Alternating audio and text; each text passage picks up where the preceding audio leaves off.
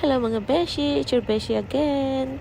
For today's mini vlog, bisibisihan na naman ang beshi nyo. At eto nga, nagpe-prepare na naman tayo ng ating ipapakain sa ating mga client.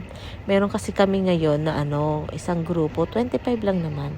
Kaya yun, kailangan i-prepare namin muna ang kanilang kakainin.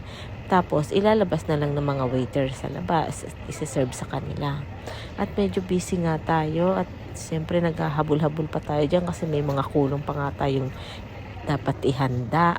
At ayan, nilalagyan ko na nga ng mga iba-ibang decoration na yung ibang plato para matapos na, para ready to serve na lang mamaya.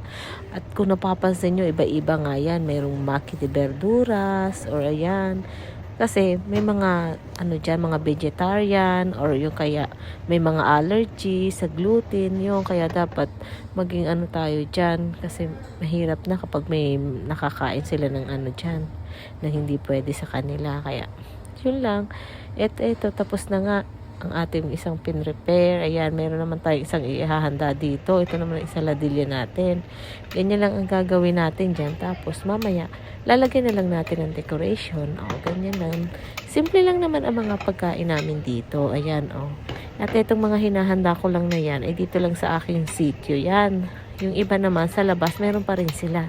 At pagkatapos ko nga dyan sa lahat na yan, poster na lang ang hihintayin ko. Tapos na yung toka sa akin. Ganun lang naman, diba?